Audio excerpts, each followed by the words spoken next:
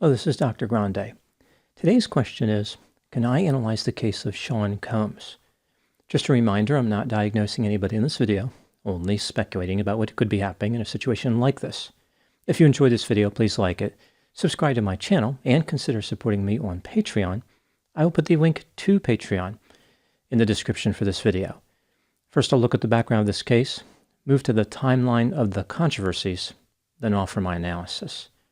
Sean Combs was born on November 4, 1969, in New York City. He was raised in Mount Vernon, New York. In 1987, Sean graduated from a Catholic high school. He attended Howard University, but dropped out after his second year. In 1990, Sean started working for Uptown Records in New York City and eventually became a talent director. In 1993, his employment was terminated. Sean started his own record label and ended up working with many well-known rappers and singers. In 1997, Sean recorded his own single as a rapper using the name Puff Daddy. This same year, he released his first album, which was very well received. Over the next few years, Sean went on to have a successful career. He produced several studio albums, was featured in movies and on TV shows. He started his own clothing line and went on several tours. He changed his stage name twice, going from Puff Daddy to P. Diddy, and then from P. Diddy to Diddy. Now moving to the timeline of the controversies. In addition to his incredible success in the music industry, Sean has repeatedly demonstrated a phenomenal ability to attract the attention of law enforcement and to be involved in litigation. Here are just a few examples of various civil and criminal matters that Sean has been involved in. In 1991, Sean promoted a concert in a gymnasium at City College of New York. More attendees showed up than were expected, and 9 people died in a stampede trying to get into the gymnasium. An investigation revealed that Sean hired inexperienced security guards. He settled several lawsuits from family members of those who died. In April 1999, Sean was charged with assault after attacking a record executive with a champagne bottle. He pleaded guilty to harassment in September of that year. In December 1999, Sean and his girlfriend at the time, Jennifer Lopez, were at a club in Times Square in Midtown Manhattan when a shooting occurred. Sean was arrested after the police found 2 firearms in his vehicle. He faced 4 weapons charges and 1 bribery charge, but was found not guilty on all charges at his trial. In 2001, Sean was arrested in Florida for driving with a suspended license. In 2005, he was sued after allegedly attacking a television host. The case resolved in Sean's favor. In 2007, Sean was sued after allegedly punching a man outside a nightclub in Hollywood, California. The lawsuit was settled. In 2015, Sean became involved in a scuffle with his son's football coach. Allegedly, Sean was the aggressor, but the district attorney did not file charges. In 2017, Sean was sued by his former personal chef. She claimed that he conducted harassment of a sexual nature. The lawsuit was settled. On November 16, 2023, a former partner of Sean's named Cassie Ventura filed a lawsuit accusing him of committing an assault of a sexual nature and other offenses. The lawsuit was settled the next day. A few days later, on November 23, a second woman filed a lawsuit against Sean, making a similar claim. She indicated that he attacked her in 1991 and shared a recording of the incident with music industry workers. The same day, Sean was hit with yet another similar lawsuit from a third woman. She claimed that Sean and another man attacked her over 30 years earlier. On December 6, 2023, Sean would once again find himself accused of assault of a sexual nature. A woman said that he offended against her in 2003 when she was 17 years old. On February 26, 2024, a music producer named Rodney Jones filed a lawsuit claiming that Sean subjected him to misconduct of a sexual nature. Sean released a statement in response to many of the lawsuits which were filed against him. He said, quote, "Enough is enough. For the last couple of weeks, I have sat silently and watched people try to assassinate my character, destroy my reputation and my legacy. Sickening allegations have been made against me by individuals looking for a quick payday. Let me be absolutely clear. I did not do any of the awful things being alleged. I will fight for my name, my family, and for the truth." Unquote. It would appear as though the federal government was not on board with Sean's "enough is enough" sentiment. On March 25, 2024, federal agents raided properties connected to Sean Combs in Los Angeles and in Miami. Sean was confronted in an airport in Florida the same day, and his phones were seized. However, officers allowed him to leave for a planned trip to the Caribbean.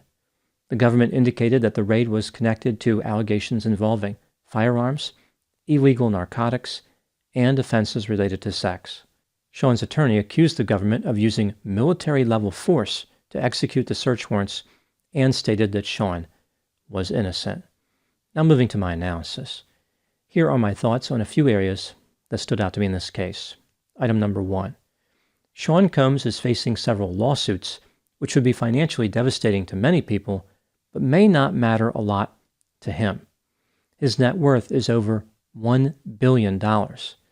During its peak, his record label generated $130 million in revenue a year. His own albums and singles bring in $100 million a year in royalties, and his clothing business earns him over $500 million a year. This, of course, doesn't include his many other business ventures. All the accusations against Sean have come at a financial cost to him. For example, Macy's pulled all the products from Sean's clothing line, and Hulu canceled a reality series that was planned. But he still has a lot of resources. Sean's probably not concerned too much about the civil litigation as much as by the potential criminal proceedings. Item number 2. It appears as though the behavior alleged in some of the lawsuits against Sean may serve as the foundation for criminal charges. I don't know if Sean is guilty of any wrongdoing or not, but it doesn't look too good for him. He is facing many accusers who are telling similar stories. Furthermore, a few of them indicated that there are audio and video recordings of some of the alleged offenses. This is a bold statement to make if they are unable to produce anything, which leads me to believe they are telling the truth. It's also possible that the government will uncover alleged conspirators and get them to testify against Sean. For example, on the same day of the raids, an associate of Sean's named Brendan Paul was arrested on drug charges. One lawsuit indicated that Brendan was a drug mule for Sean. I would not be surprised if the authorities offered Brendan a deal to flip on Sean. Item number 3.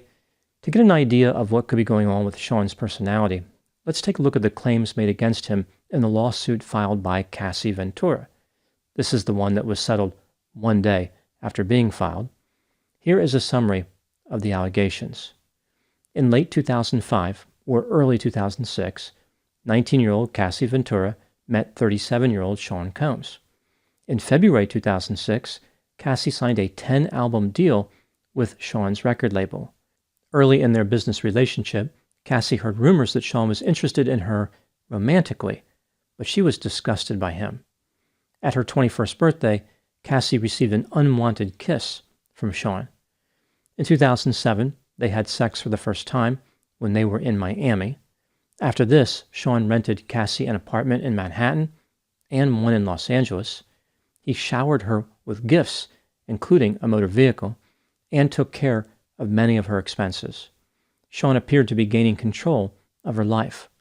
As they continued having sex, many of their encounters involved substance use. Over the course of a few years, Sean allegedly committed several offenses against Cassie.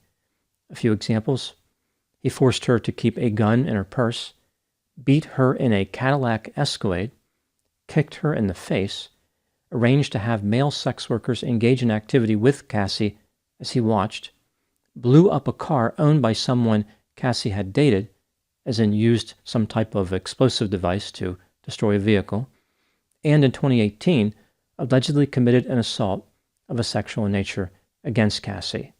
This is when Cassie left Sean. In the description of the allegations, Cassie indicated how powerful Sean was. He was aggressive, surrounded by enforcers, and impossible to challenge. Cassie was stunned by how easily Sean was able to recruit other people to lie for him.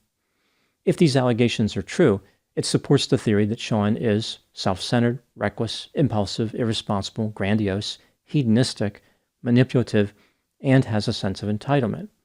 One could argue that Sean has these characteristics simply based on his criminal history, even if the allegations are not true. Item number 4, what do I think happened in this case? This is just a theory, my opinion. To his credit, Sean Combs was able to build a billion-dollar music empire. The more money he obtained and the more contacts with industry professionals he formed, the more powerful he became. Sean would impress his acquaintances with ostentatious displays of wealth and make it clear that he had seemingly unlimited financial resources. People wanted to be around him because of his success and fame. He attracted an entourage and hired employees who were extremely loyal to him. Using this seemingly unassailable position, Sean mistreated people in various ways. In my opinion, most of his accusers are probably telling the truth, and I wouldn't be surprised if criminal charges were on the way. The federal government typically does not raid properties of innocent people, although one never knows. Throughout Sean's history, he has been the target of many allegations which were ultimately not proven. For example, attacking people, possessing weapons, and having any discernible talent. Maybe all these allegations against him were fabricated and will represent yet another astonishing victory for Sean. Or maybe his golden age will be coming to an end. Now moving to my final thoughts. The case of Sean Combs can be summarized in this way. A rapper denoted as Puff Daddy, P. Diddy, and Diddy dominated the music domain with dazzling and dedicated distinction. His demeanor, often displaying disorderly and dubious deeds, dictated a deeply damaged dignity despite having devoted defenders. During a brief duration, dire accusations drenched his dynasty, which led to a debate about what Diddy did or what Diddy didn't do. Those are my thoughts on the case of Sean Combs. Please put any opinions and thoughts in the comment section. They always generate an interesting dialogue. As always, I hope you found my analysis of this topic to be informative. Thanks for watching.